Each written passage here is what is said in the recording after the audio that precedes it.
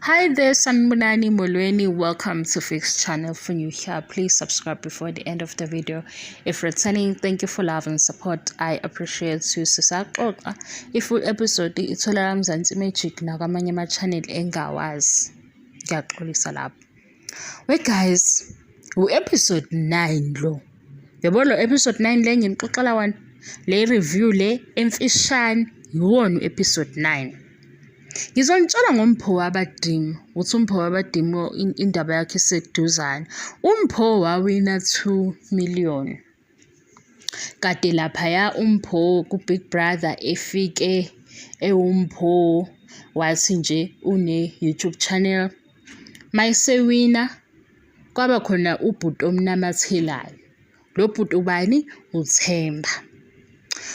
Mabephuma ke lapha ku Big Brother house uMpho noThemba bayancebeleka iningi lalibabaza lithi hayibo Mpho uThemba eduze wakho kusukela nini le mali okhanjwa ngayo kwehloka kwenyoka imali kaba uMpho wayehepa ngithi Mpho ejabule uMpho ephendula kwavela ubaby mama kaThemba onezingane eziwu2 noThemba. Lezi ingane uThemba ade khuluma ngazo kusala lapha ku Big Brother house. Avele untombazane enza ama live video. Angithi ke phela mawusanda kuphuma ku Big Brother usuke une fan base abakuthandayo. AbakaThemba bakaMpho belwa nontombazane bethi unomona ubhitha ubaby mama ubhitha ufunani kuThemba udesperate untombazane. Athi mina yazi iculo lifike liculwe kabili kathathu. Mase liculwe kathathu usuyawazi lawo magama ukuthi athini. Iculo awufundiswa lona kawuthengi. Yasho intombazane ivela kuma live video. Angithi ayidumile yona ngoba engadumile ubhitha udesperate ufunani akamove on akashiya uThemba uhappy noMpho. Hayibo sahamba isikhathi ukuyizwe le sound le yak TikTok ukuthi mawusakubona ukude ubona ngathi ku right mase kuseduzane ubone ukuthi hayi ayikho lento. Sahamba isikhathi nange uMpho seku live uMpho Wabadimo usecasuka manje kwacasuka uMpho. Hawu lezi zinto manje ade yisho abantu zithi bethi Mpho imali yakho iyaphela kwangathi lamazwi lawa usekwazwa kahle. Nangu uMpho esekhuluma ngathi wenza izinto eziningi. Waye happy kodwa uMpho uyibambe leyo. Waye happy uMpho Wabadimo. Manje uMpho akekho omsukelile uyokhulumayo. Uthi kwalobola leli labakhona kwakusheshiswa kuthiwa abashade ngokusheshsha iyamcasula naleyo nto kodwa uMpho asaze simuzwe. Ngesikhathi kukikizwa egqoke ingubo ezikhombisa ukuthi uyashada asikaze yabona ukwehla kwenyuka uMpho wayekwehla yenyuka noThemba wayengazavela kuma video esho ukuthi njalo ngispend imali engaka siyodla lama matching outfits athengwe yimi. Manje jika amatafula uma amatafula asebheke phezulu uMpho usekhuluma njengale yantombazana eyayinezingane ezimbili noThemba ubaby mama wokuqala noMpho useneyakhe ingane. Manje ke sithi makuvela ku social media sithi ke asinamona ukuthi ubani uvezani kodwa mina ngiyaye ngikhuze ukuthi sabaweli. Ungabuki behleka episode 9 ke lo wakwizingane zesithembu. Kodwa ngikhuluma ngoMpho Wabadimo noThemba ukuthi uMpho kwakuyena isponsor. Lokhu namathelo wayenanyathelwe khona wayekhipha imali uMpho. uMpho uye owayeyisosi yenjabulo yayikhona ngaleso sikhathi. Sekuhamba isikhathi wathi uMpho hayibo ngiyaphela. Mayesebona ukuthi uMpho uyaphela wavuka wathi hayibo abantu bafike bathanda mina ku Big Brother abantu bangisupport yini le ngiyenzayo. Mayese seyibuza uMpho ukuthi yini le yenza usekhuluma amaqiniso. Sekumama manje uMpho esho ukuthi ezinye izinto ebezenzeka bekuwukuthi ubeke buye enze nje. Yabona ukuthi sekunjani manje le nkulumo yaMpho nale eyangqo Ungqo yini lo omunye guys ningibhalele sengimkhohliwe. Le nkulumo yamPho nalo omunye isifana ngqo. Sekuyavela ukuthi wayengasangene uGirl. Sekuyavela ukuthi wayengekho bitter, wayengekho desperate. Kwakuyi-warning kodwa akayithathanga.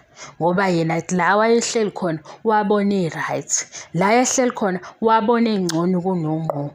Wakhohlwa ukuthi udila noThemba, lo ophuma kungqo. Ubone ngoba naye lamagama okuhlabelela esebezwa kancane ukuthi hayibo. Ungqo ubethini? Ngobani uselapho naye episode 9 okuthandwa nesitwa kuzingane zesithembu. Wayehleka uMpho benezithombe ezinhle behamba bevela futhi indawo ezikubo. Ngoba nami ngizithi hayibo yazi indaba yamPho noThemba ilobe engimangaza angazi noma yimi onomoya omubi. Ngikhumbula uMpho emenyezela ukuthi uwinile angimbonanga uThemba ejabula. Nabanye baze bathi phela wayesathukile ngathi ngeke. Abanye baze bathi kanti uMpho uyisangoma esinjani engayisensi lento eyenzakalayo.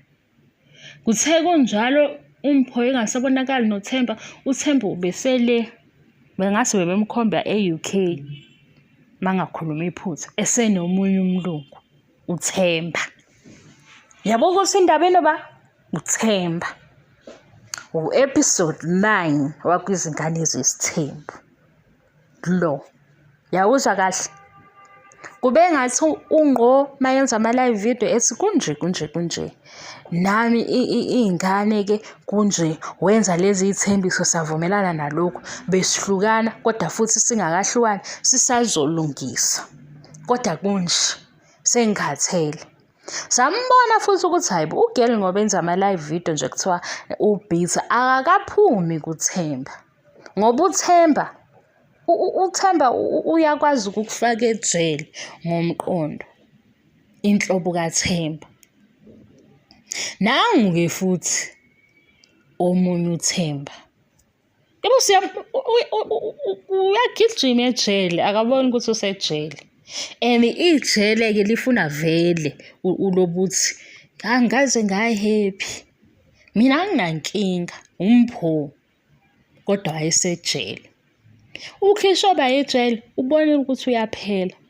Sebeyabuza abalandeli bakaMpho bathi Mpho kodwa imali yakho ikhona yini enye oyithathele wayifaka kwenye indawo wa-investor wenzani wathi uMpho hayi nakhu bathi abantu basebashoka abalandeli ukuthi hayi-ke uhlakaniphile-ke ngokwenza njalo. Kodwa uMpho manje kuphi unengane noThemba nongqo unengane eziwu-2 noThemba. Uma sebekhuluma ngoThemba manje sebekhuluma into efanayo. Umehluko ekuqaleni uMpho wayibona ukuthi ungcono ukunongqo episode 9 lo amanqampunqampu. uMpho wabadinga. Wanamathela uThemba ngoba yayikhona into eyayimenza ukuthi anamathela. Abanye baze babuza ukuthi hawu njengoba uThemba naye abalandeli bakhe bezamile ukuthi bamsupport bamfunela nendawo bamenzela izinto eziningi yini egcine selobola ngo-4,000 uThemba neyomshado sizwa nguMpho ukuthi kanti yayisheshiswa angazi kanjani. Namanje masimlalela uThemba asimuzwa kahle. Kodwa kuMpho ngesikhathi enoThemba wayefuna ukuvela ukuthi-ke yena ungcono ukunongqo.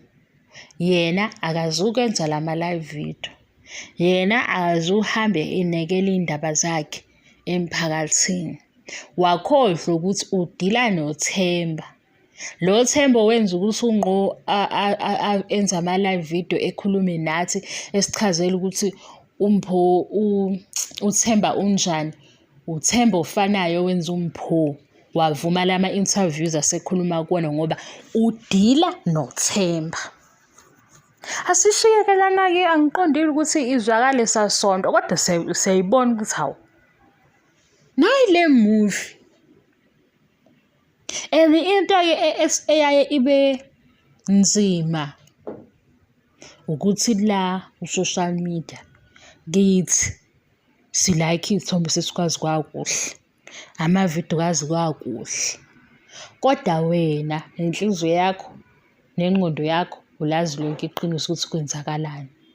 Mawukuthi wuwe okufanele ukuthi ubhalansise ngephakethe lakho lobudlelwano okubo, wazi wena. Mawukuthi nje ukuze kube mnandi le mali isiphuma kuwe, kwazi yewe guys, iy'ndaba zenu. Iy'ndaba zenu ngeke mina nje ngibeka ukuthi bengicabangela ukuthi kodwa lina nifuna ukushawa. Ubani ofike nalento yokuthi fanele uzohlala emjolweni ngoba usuyi-sponsor?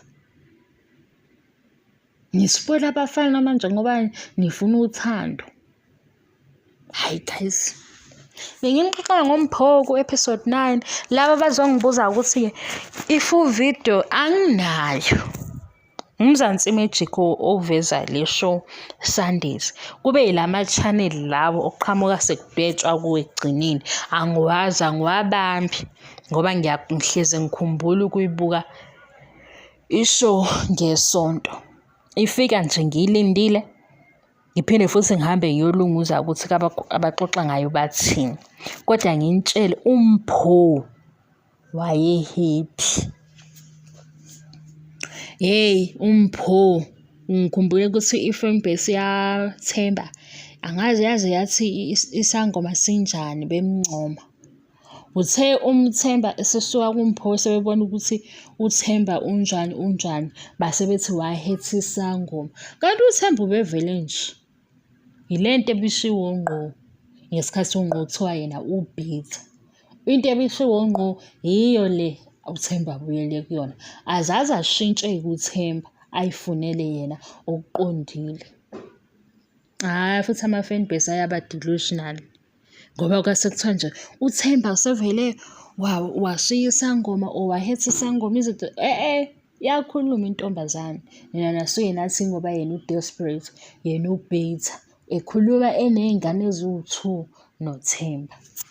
Bye.